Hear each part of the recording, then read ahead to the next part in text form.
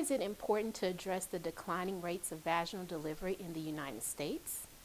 The United States currently has the highest rate of maternal deaths in the developed world. Today, more American women are dying from pregnancy-related complications than any other developed country, and that number continues to rise. One significant contributing factor to the high maternal mortality rates is the high rates of cesarean deliveries occurring yearly. Cesarean delivery is the most common major surgical procedure performed in the United States. The total cesarean rate, defined as the percentage of cesarean deliveries out of all births in a given year, has risen dramatically since 1996. In 2009, 32.9% of all U.S. deliveries were by cesarean. The United States has one of the highest cesarean rates in the world. Cesarean delivery is associated with higher morbidity and mortality than the vaginal delivery. Cesarean deliveries also increase the risk of subsequent uterine rupture, placenta accreta, hemorrhage, hysterectomy, and maternal death. Safely lowering the total cesarean rate is a stated objective of the U.S. Department of Health and Human Services. In the United States in 2020, 31.8% of all live births were cesarean deliveries. In the United States in 2020 as well, the rate of primary cesarean deliveries was 21.9 per 100 live births to women who have not had a previous cesarean delivery. In the United States in 2020, the rate of vaginal births after a previous cesarean delivery, or VBAC, was 13.9 per 100 live births to women who have had a previous cesarean delivery. Today, we are going to be discussing the promotion of safe vaginal delivery. My name is Danielle Tate, and I'm a maternal fetal medicine physician who has cared for high-risk pregnant women for the past 10 years in Memphis, Tennessee. I am also the maternal medical director for TIPQC and the state project leader for the TIPQC Promotion of Vaginal Delivery Project. With rates of cesarean delivery failing to decrease, along with the negative impact continuing to be great, it is important that all of us caring for birthing persons during childbirth are well equipped to make a positive influence. We are going to be focusing on 3 specific objectives today. First, understanding the current state of cesarean deliveries in the United States. Second, learning best practices for decreasing rates of cesarean deliveries. And third, discussing TIPQC's Promotion of Vaginal Delivery State Maternal Project. Let's start the discussion with our first objective. Cesarean deliveries in the United States. What is the current state? What would you say is the annual cesarean birth rate in our country? From 1998 to 2008, cesarean birth rates in the United States rose from 22% to 33% of all births, making it the nation's most common hospital surgery. As late as 2020, cesarean births accounted for 31.8% of all deliveries occurring annually. The extraordinary rise and remarkable variation in rates of cesarean birth create concern for both the quality and cost of maternal care. As well, the overuse of cesarean birth has proven to be a consistent barrier to providing high-value, high-quality maternal care. Cesarean birth has proven to be costly for many reasons. Studies of actual payments to hospitals and providers indicate that each cesarean costs $5,000 to $10,000 more than a vaginal birth. Most women with a previous cesarean will undergo a second or third surgery, so the actual cost of a primary cesarean should be doubled or even tripled to reflect the true direct cost per patient over time. The California Maternal Quality Care Collaborative, or CMQCC, developed a high-level economic model that conservative estimates show a potential annual savings in California of $80 million to $440 million, depending on the rate of cesarean reduction. The most important group to focus on for cesarean birth reduction, i.e. vaginal birth promotion, and labor support are pregnancies that are considered nulliparous, term, singleton, and vertex, or NTSV. NTSV is defined as first pregnancy beyond 20 weeks gestation with a gestational age of 37 weeks or greater, or full term, of a single baby in utero in the head-down presentation. These factors represent the most favorable set of conditions for a successful vaginal birth, while simultaneously carrying the highest rate of labor complications. It is also the largest contributor to the rise in cesarean rates and exhibit the greatest variation for all subpopulations of cesarean births for both hospitals and providers. However, the NTSV population can be compared between states, hospitals, and even providers. For the majority of NTSV pregnancies, cesarean birth carries an increased risk of pregnancy-related complications for both mother and baby. Well-recognized maternal risks include hemorrhage, venous thromboembolism, wound infection, anesthesia complications, increased pain, longer recovery times, prolonged hospitalizations, delayed and difficulty with breastfeeding, and maternal death. Lesser recognized complications include long-term and subsequent maternal risk, including abnormal placentation, repeat cesarean birth, uterine rupture, post-surgical adhesions, bowel injury and obstruction, and delayed interval from incision to birth of the infant. In addition, there are many psychological risk factors, including delayed and ineffective bonding with the infant and postpartum mood disorders, including anxiety, depression, and post-traumatic stress disorder, or PTSD. Neonatal risks include increased risk of respiratory morbidity, NICU admission, prolonged hospitalization, risk of childhood asthma, and breastfeeding difficulty. Healthy People 2030, the United States Department of Health and Human Services project that defines health goals for the entire country every 10 years, set a target cesarean birth rate for NTSV of 23.6% to reflect a more realistic and attainable goal when compared to the Healthy People 2010 goal of 15%. In 2011, the California Maternal Quality Care Collaborative published a white paper entitled Cesarean Deliveries, Outcomes and Opportunities for Change in California toward a public agenda for maternal care, safety, and quality that outlined the use of the NTSV metric as the best measure for quality improvement of cesarean birth rates. This landmark publication showed that a focus on the NTSV population not only controls for risk factors, but also addresses the subpopulation that accounts for the most variation between hospitals. In addition, the Joint Commission endorsed the NTSV metric in 2010, followed by adoption of its use as a part of quality initiatives by several additional entities, including the Leapfrog Group and the Centers for Medicare and Medicaid Services. Starting in January 2016, the Joint Commission required all hospitals with 300 or more births annually to report NTSV cesarean births as part of their perinatal core measure report. In addition, the American College of Obstetrics and Gynecologists, or ACOG, and the Society for Maternal Fetal Medicine, or SMFM, published The Obstetric Care Consists of Safe Prevention of the Primary Cesarean Delivery in 2014 that outlined key clinical strategies to reduce non-indicated cesarean birth.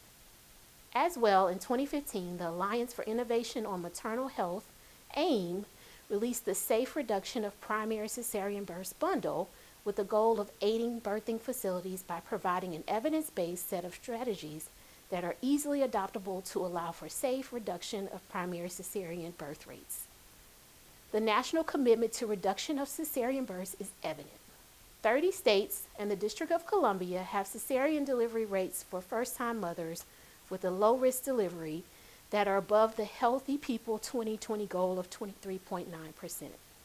Nationally, Tennessee is in the highest quartile of cesarean birth rates at 34.2%. Even though rates of primary and total cesarean birth have recently leveled, there was a rapid rise in cesarean birth rates from 1996 to 2011 specifically. Based on 2015 to 2019 Tennessee Department of Health vital statistics data, 75% of Tennessee hospitals have a cesarean birth rate above 20%. There is notable variation in cesarean birth rates among the birthing hospitals in Tennessee, with 31 percentage points separating the facilities with the highest and lowest cesarean rates, 42% versus 11%. According to Leapfrog data, the rate of cesarean births among nulliparous term singleton vertex or NTSV pregnancies range from 11% to 42% among responding Tennessee birthing hospitals. In addition, the percent of non-Hispanic Black low-risk cesarean birth rates remain higher than all other ethnic groups in Tennessee. According to the recently released 2022 Tennessee Maternal Mortality Report, non-Hispanic Black women were 2.5 times more likely to die than white women during pregnancy or up to 1 year after pregnancy. Disparities in care are noted in multiple factors such as cesarean birth rates, preterm births, breastfeeding rates, and other areas. Now that you have a clear understanding of the current state of cesarean deliveries, including the common goals that have yet to be reached as a nation, let's dive into our second objective. How many times have you heard of the 5 p.m. C-section? In other words, the induction of labor that's taking too long, so the physician decides to proceed with cesarean delivery in order to make it home for dinner and avoid being in the hospital all night. Or, how many times have you questioned the decision for cesarean delivery when there wasn't a clear medical or obstetric indication? Many times, high cesarean delivery rates can be impacted by a lack of evidence-based, up-to-date practice. Next, we will review the best practices for decreasing the rate of cesarean deliveries. Generating meaningful change requires buy-in from all parties involved in hospital administration, patients and their families, outpatient office staff, as well as labor and delivery providers. Before implementing changes, it is crucial to assess the existing environment at your institution to assess the readiness for change and areas for greatest opportunity. The first best practice for decreasing cesarean delivery rates is to improve the culture of care, awareness, and education. The first step is to create a culture of obstetric units that support safe vaginal delivery. This includes promoting comfort and progress in labor by implementing changes such as freedom of movement and choice in birth position, intermittent auscultation in low-risk pregnancies, unit support of non-pharmacologic methods for coping with labor pain, care that promotes a patient's comfort, dignity, and privacy, respect for each person's cultural needs, developing and implementing evidence-based policies, guidelines, and practices, including appropriate induction of labor scheduling and admission criteria, failed induction criteria, labor dystocia checklist, latent and active stage of labor management and labor dystocia criteria, second stage of labor management and arrest criteria, utilization of care team huddles and debriefs to identify and review delivery decisions for consistency with process flows, protocols, and checklists, implementation of a workflow process for shared decision making, such as decision huddles with providers, nurse and patient review of treatment options, risk benefits, and ACOG or SMFM guidelines. The next step is to educate providers, nursing, and staff on evidence-based practices and protocols. Educating for labor providers should include education on the benefits of movement in labor, communication tools for promoting patient engagement, training in identifying and managing malposition, labor arrest, and dystocia. Educating OB nursing staff should include the Spinning Babies course, identification of fetal position and options for intervention, communication with providers when Pitocin is discontinued, and induction and augmentation of labor, and refresher classes on electronic fetal monitoring and management for each category. Recommendations for educating both provider and nursing groups include education on the essential elements of effective communication and shared decision making. Next, it is important to improve the quality of and access to childbirth education for patients. Patients should receive information about the promotion of safe vaginal delivery during prenatal visits, along with information on the indications for cesarean delivery. During promotion, patients should be given reassurance regarding safety, including their baby's well-being. Utilizing shared decision-making practices through use of evidence-based decision aids with formats specific to language and literacy levels are helpful as well. Provide patient information on how the team works to promote safe vaginal delivery. This could include creating a video with education and incorporating educational aids in the electronic medical record for ease of access by providers and staff. The last step to improving the culture of care, awareness, and education is to improve support from hospital administration and leadership and use of clinical champions. This can be done by utilizing the power and influence of hospital leadership at all levels to promote an environment of continuous quality improvement in the reduction of NTSV cesarean births, as well as the creation and support of a group of passionate, interprofessional clinical champions whose goal is to collectively keep momentum and focus on the quality initiatives. The second best practice for decreasing cesarean delivery rates is to support intended vaginal birth. The first step is to implement institutional policies that uphold best practices in obstetrics, safely reduce routine interventions in low-risk women, and consistently support vaginal delivery. This can be done by first performing a comprehensive review of existing unit policies and editing such policies to provide a consistent focus on evidence-based support of vaginal birth, and second, creating new evidence-based unit policies focused on supporting vaginal birth. The next step includes implementation of early labor supportive care policies and establishment of criteria for active labor admission. Goals should include implementation of policies that support the natural onset of active labor, reduce stress and anxiety for the patient and support persons, and improve coping and pain management. Implementation of written policies that establish criteria for active labor admission versus continued observation of labor status and/or discharge home. Providing adequate anticipatory guidance during the prenatal period about early labor expectations, educating patients and support persons on the supportive care practices and comfort measures to enable early labor completion at home. The next step is to improve the support infrastructure and supportive care during labor. This includes improving provider and nursing knowledge and skill in supportive care techniques that promote comfort and coping during labor. Improving structured assessment of pain and coping. Removing staffing and documentation barriers to supportive bedside care. Educating and empowering support persons to provide supportive care. Implementing intermittent monitoring policies for low-risk patients, such as implementation of checklists with inclusion and exclusion criteria to assist in identifying patients appropriate for intermittent electronic fetal monitoring. Modifying standing admission orders to include use of intermittent electronic fetal monitoring as an option for mode of monitoring for patients meeting criteria. Providing ongoing training and education for all nurses and providers on intermittent electronic fetal monitoring procedures. Educating patients on the use of intermittent monitoring methods. Engaging in shared decision-making in order to determine the most appropriate method for each patient, and ensuring appropriate staffing to accommodate intermittent fetal monitoring. Utilizing best practices for labor patients with regional anesthesia. Do not avoid or delay placement of regional anesthesia as a means of reducing cesarean birth risk. Assist patients with changing positions every 20 minutes to aid in the necessary fetal rotation. No, there is no arbitrary cervical dilation goal for administration of regional anesthesia, and allow for longer duration of second stage of labor as long as the maternal and fetal statuses are reassuring.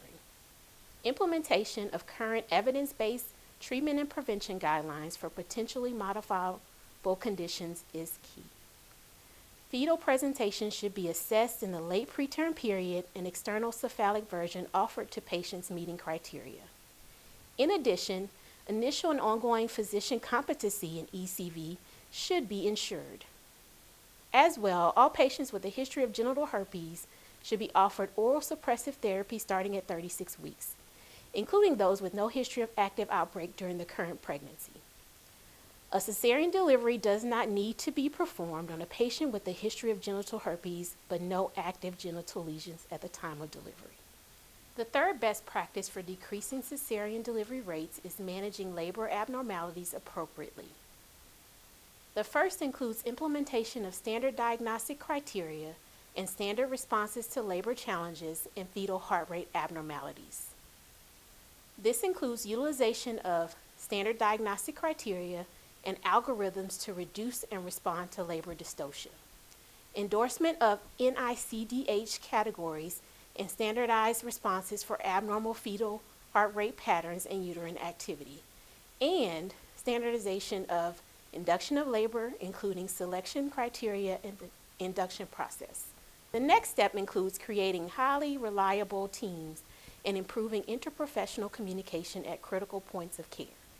This includes developing protocols and policies that promote and support teamwork and effective communication, creating a culture of collegiality and mutual respect, implementing formal programs for the development and ongoing evaluation of teamwork and communication, promoting standardized communication techniques to improve efficiency and clarity of communication, promoting situational awareness through impromptu huddles, team rounds, and debriefings, and developing relationships with out-of-hospital providers in order to increase collaborative communication and facilitate safe and respectful transfer of care. It is important to identify malposition and implement appropriate interventions. Identify malposition early and employ the use of ultrasound if unable to clearly define the position of the fetal head with digital exam and Leopold's maneuvers. Rotation of the vertex from an occiput posterior or OP position with maternal positioning and manual or instrumented rotation by experienced providers should be promoted. As long as there is progressive descent of the fetal head occurring and both fetal and maternal statuses are reassuring, allow for longer duration of the second stage. Lastly, as part of managing labor abnormalities, it is important to utilize alternative standards of labor care.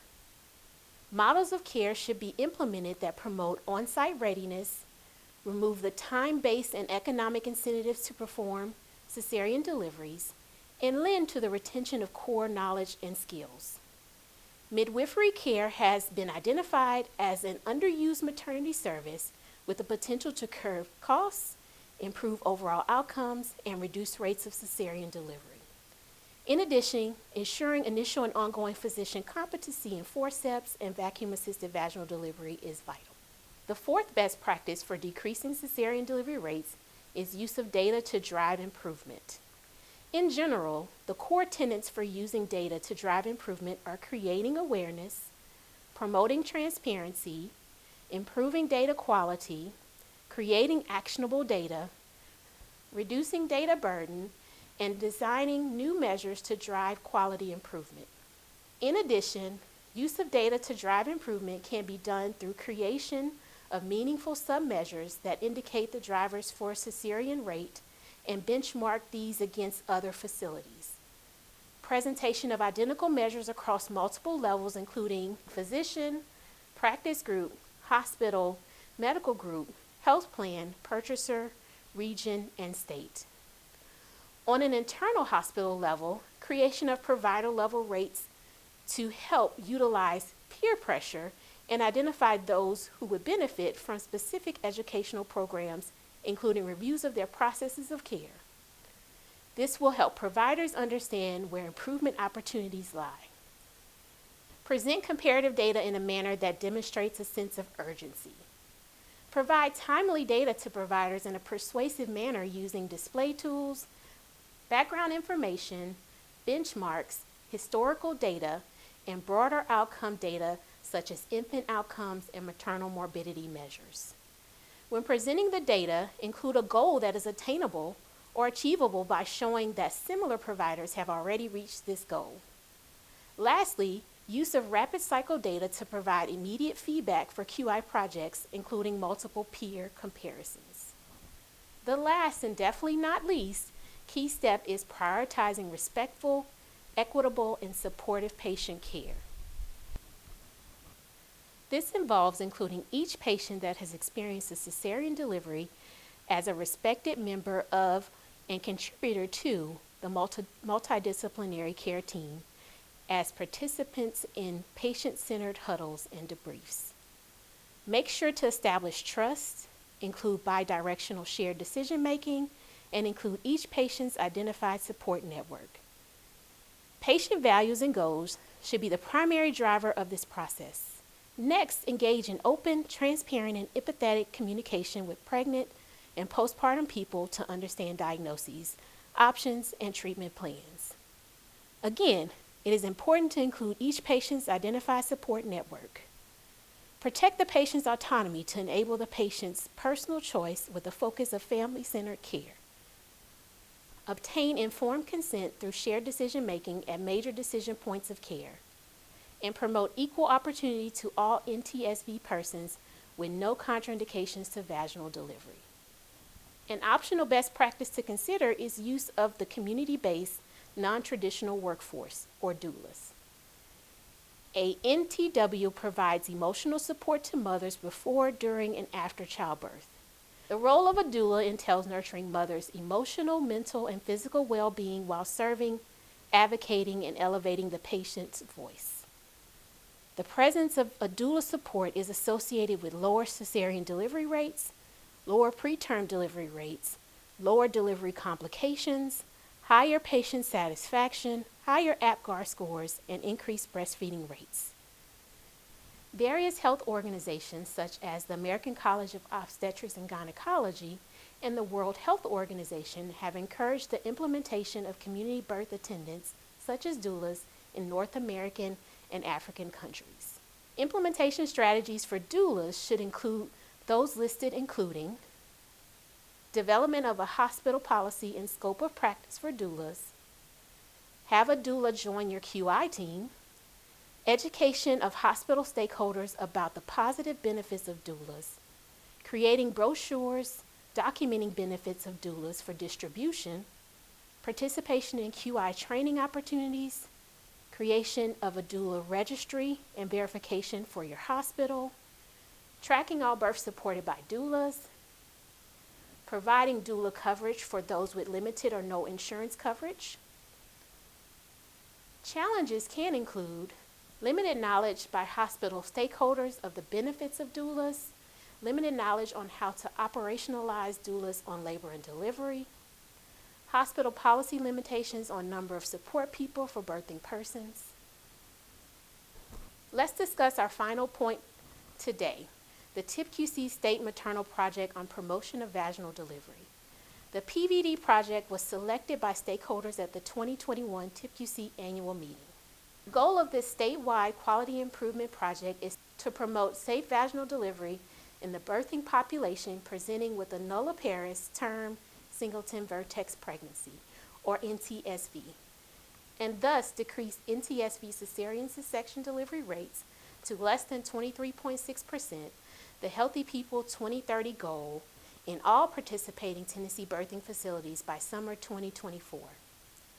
In addition, the project has a goal specific to assuring inclusivity and equity that is to promote safe vaginal delivery for all birthing people presenting with a nulliparous term singleton vertex pregnancy, and thus decrease NTSV cesarean section delivery rates to less than 23.6% in all participating Tennessee birthing facilities by summer 2024. Overall, successful completion of the TIPQC PVD project is expected to generate the following benefits: reduction in maternal and neonatal risk, reduction in related costs, reduction in maternal morbidity and mortality, reduction in non-indicated cesarean birth, development of a uniform labor progress assessment, improved identification of those at low risk versus high risk of primary cesarean delivery, reduction in healthcare disparities, increase in maternal satisfaction with birthing experience, increase in shared decision making regarding cesarean birth, and reduction in postpartum complications. Thank you for spending your time with me today. Feel free to contact me if there are any further questions or information needed.